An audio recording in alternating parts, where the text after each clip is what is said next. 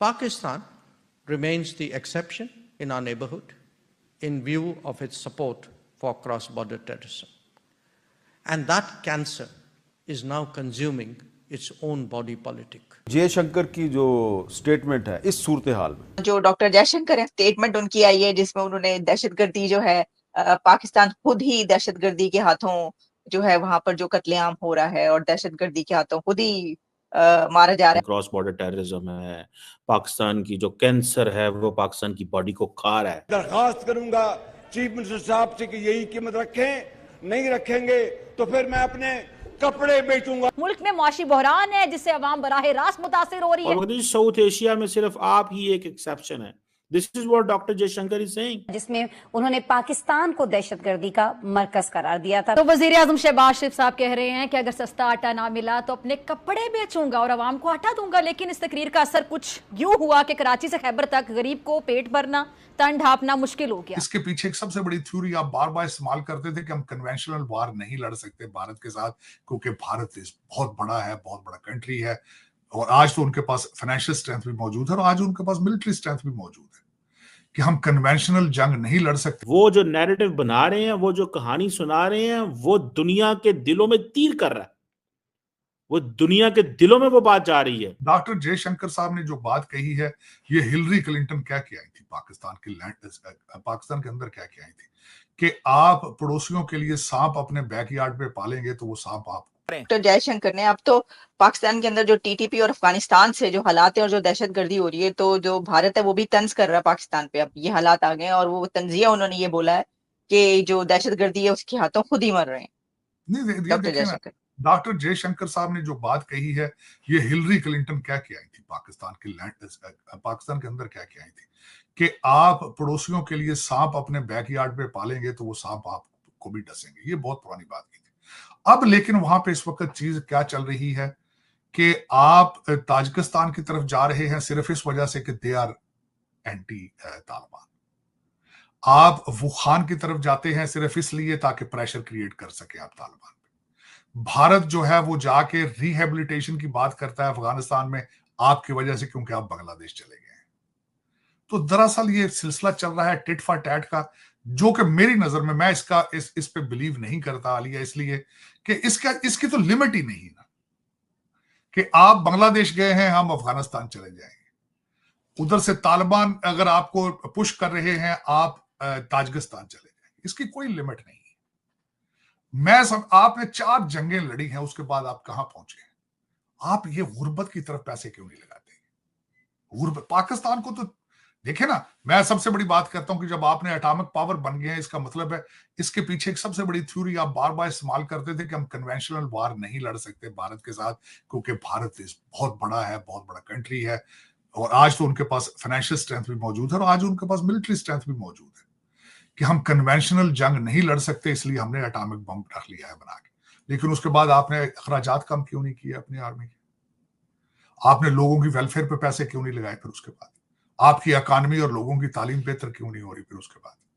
क्योंकि आप सिंसियर ही नहीं है पाकिस्तान के साथ। आप बल्कि आज अगर देखा जाए तो आप ट्रेड के अलावा, ट्रेड और एजुकेशन के बगैर यू कैन नॉट सर्वाइव, और उसके तरफ दोनों चीजों की तरफ इनकी तवज्जो नहीं है। दोनों तरफ आप बांग्लादेश को 4 मिसाइल दे देंगे, क्या फर्क पड़ेगा? भारत उसके साथ टिट फॉर टैट और कुछ कर लेगा, वो बलूचिस्तान पे ज्यादा जोर दे देगा, फिर क्या करेंगे? वो इस वक्त तालिबान को मजीद वो साथ देखे ना, दुनिया के अंदर there is no free lunches. अगर वो तालिबान के पास जाएंगे, तालिबान उनकी बात सुनेंगे, तो तालिबान उनके साथ बात कर भी रहे हैं। आपके पास सिर्फ एक ही स्ट्रेंथ मौजूद थी आलिया कि Afghanistan is a land lock, और आप कराची की पोर्ट से जो उतरता था तालिबान लेके जा, वो चाबहार की तरफ जा रहे हैं सारे। उन्होंने काउंटर कर लिया, वो चाबहार से सारा कुछ कर लेंगे। आपकी ये जो एक स्ट्रेंथ थी आपकी, ये भी खत्म हो जाएगी, उसके बाद खत्म हो रही है बल्कि। तो दर हकीकत मेरे ख्याल में कोशिश करनी चाहिए कि एक तो बच्चों की तालीम पे तवज्जो दें, बेचारे समुद्रों में मर रहे हैं, गुर्दे बिक रहे हैं, कि तरस करें। दोस्तों, भारत के minister for external affair doctor Jaishankar अक्सर पाकिस्तान को टारगेट करते रहते हैं कि जी पाकिस्तान क्रॉस बॉर्डर टेररिज्म है, पाकिस्तान की जो कैंसर है वो पाकिस्तान की बॉडी को खा रहा है। कोई एक रिस्पॉन्स भी पाकिस्तान से नहीं जाता। पता नहीं हमें अंग्रेजी बोलनी नहीं आती, हमारे उर्दू बोलनी नहीं आती, हमें पंजाबी बोलनी नहीं आती, हमें किसी जुबान में तो जवाब देना आता है ना, उस जुबान में जवाब देने की कोशिश करनी चाहिए। पता नहीं कब हम जवाब देंगे। वैसे हम कहते रहते हैं जी कि वो अफगानिस्तान के अंदर जी वो इंडियन बैठे हुए हैं, वो हमें ये कर देते हैं, वो कर देते हैं। मैंने कभी फॉरेन ऑफिस या जो हमारे रिस्पॉन्सिबल लोग हैं उनके मुंह से तो नहीं सुना। पता नहीं कहीं करते होंगे, कहीं बंद कमरे में अंदर बैठ के, मेरे नॉलेज में नहीं है, ना वो पब्लिक डिस्कोर्स में है। ठीक है जी। मीडिया तो जारी बात है मसरूफ है, वो अडयाला जेल और इमरान खान से बाहर ही नहीं निकलता। उसको ये समझ है कि दुनिया का जो फोकल पॉइंट है ना वो अडयाला जेल है। शायद पाकिस्तान के 240 मिलियन लोग ये समझते हैं दुनिया का फोकल पॉइंट अडयाला जेल है और उसके अंदर ही सारी की सारी दुनिया की सियासत बन रही है। लेकिन भाई साहब, दुनिया की सियासत वहां नहीं बन रही। इंडिया जो है वो कह रहा है जी हम सिविलाइजेशनल स्टेट हैं। वो कहते हैं हमारी जो हिस्टोरिक टेरिटरी है, एथनो लिंग्विस्टिक हम जो ग्रुप हैं, हमारी जो बॉडी ऑफ गवर्नेंस है, हम एक यूनिक सिविलाइजेशन है। We are a country of 1.4 billion people. ठीक है जी। अब ये देखें, वो कहते हैं जब आप सिविलाइजेशनल स्टेट किसी को कहते हैं, बेसिकली आपका जो एम्फेसिस होता है, आपका जो फोकस होता है, that is on historical continuity. वो जो कल्चरल यूनिटी की बात करते हैं, वो जियोग्राफिक रीजन की बात करते हैं। ठीक है ना जी। तो ये चीज समझने की जरूरत है कि वो आपको ये कह रहे हैं कि भाई साहब हम सिविलाइजेशनल स्टेट हैं, आप दहशतगर्द स्टेट हैं। हम मतलब how can we project and present our master narrative. और वो कहते हैं साउथ एशिया में सिर्फ आप ही एक एक्सेप्शन है। This is what doctor Jaishankar is saying. Is there anyone who is an advocate of Pakistan who can talk, who can explain, who can tell Pakistan story? Pakistan को ये बातें नजर नहीं आती। वो जो नैरेटिव बना रहे हैं, वो जो कहानी सुना रहे हैं, वो दुनिया के दिलों में तीर कर रहा है।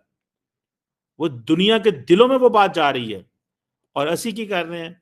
असी ये जी खुश हैं कि हमारे टीवी पे जनाब इमरान खान साहब और वो सारी बातें चल रही। तो दोस्तों, पाकिस्तान को एक बार फिर से डॉक्टर एस जयशंकर ने धो दिया है और डॉक्टर एस जयशंकर का कहना है कि जो पाकिस्तान है उसने आतंकवाद को पैदा किया और आतंकवाद को पूरी दुनिया में एक्सपोर्ट किया। और जब ये आतंकवादी दूसरे देशों में हमला नहीं कर पाते हैं तो फिर वो वापस आके पाकिस्तान में ही हमला करते हैं। और पाकिस्तान को इतना ज़्यादा परेशान कर दिया है आतंकवाद ने आज की डेट में कि पाकिस्तान के लिए आतंकवाद कैंसर बन चुका है, जिसका कोई इलाज नहीं। और ये बात एकदम सही है। पाकिस्तान के इंटरनल मैटर में अब इतना ज़्यादा इंटरनली पाकिस्तान परेशान है आतंकवादियों से। चाहे वो इनके बड़े बड़े जो आतंकवादी थे जब बाहर नहीं जा पाते थे, तो अब इनको अंदर ही अंदर कभी आर्मी पे अटैक करते हैं, कभी सिविलियंस को मारते हैं। और इन्होंने इतना ज़्यादा प्रमोट किया है आतंकवाद को कि जो इनके अंदर देश के अंदर नॉर्मल आदमी भी हैं वो इतना ज़्यादा रेडिकलाइज हो चुके हैं, इतना ज़्यादा कट्टरपंथी हो चुके हैं कि अगर उनकी बात से कोई एग्री नहीं होता तो वो उनको मरने मारने पे उतर आते हैं। और इसी बात को लेकर के डॉक्टर एस जयशंकर ने धोया है पाकिस्तान को। और बात एकदम सही है। दुनिया को जब तक परेशान कर रहा था आतंकवाद, तब तक पाकिस्तान मज़े ले रहा था। और अब जब अंदर मारना शुरू किया है पाकिस्तान के अंदर, तो पाकिस्तान की चीखें निकल रही हैं।